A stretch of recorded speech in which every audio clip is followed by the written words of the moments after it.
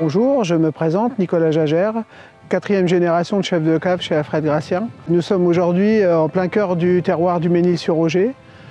C'est un fleuron de la Champagne puisqu'on est en plein cœur de la Côte des Blancs. Mesnil-sur-Oger fait partie des 10 villages de la Côte des Blancs dans lesquels on s'approvisionne chez Alfred Gracien.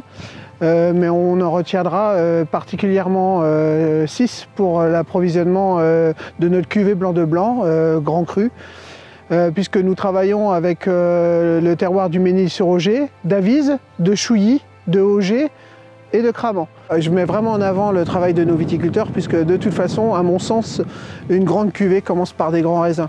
Il est impossible pour moi de ne pas mettre en valeur leur travail, leur savoir-faire, la qualité de leurs raisins. Donc les chardonnays arrivent ici en mou.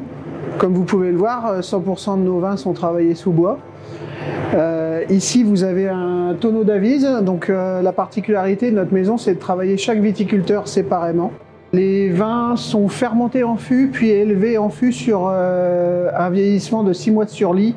Le but étant de conserver toute l'élégance et toute la fraîcheur du vin, mais absolument pas du fût pour boiser les vins. Pas de fermentation malolactique chez Alfred Gracien. On conserve l'acidité naturelle des vins et je pense que ça va nous aider, l'acidité étant un antioxydant, ça va vraiment nous aider à conserver les vins dans le temps. Si vous avez une bouteille d'Alfred Gracien à la maison, elle est prête à être dégustée, mais si vous l'oubliez 10, 15 ans, 20 ans à la cave, c'est vraiment pas un problème. On peut vraiment se faire plaisir avec des vieux vins de Champagne et je mets bien en avant le fait que chez Alfred Gracien, avant tout, c'est un vin.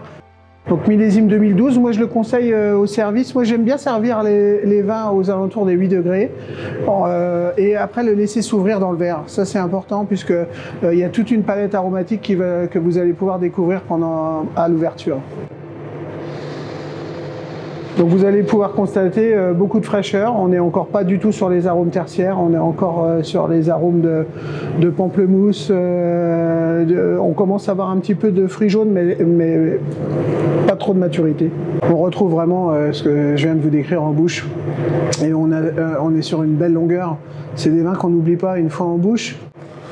Donc moi c'est un vin que je déguste très facilement à l'apéritif.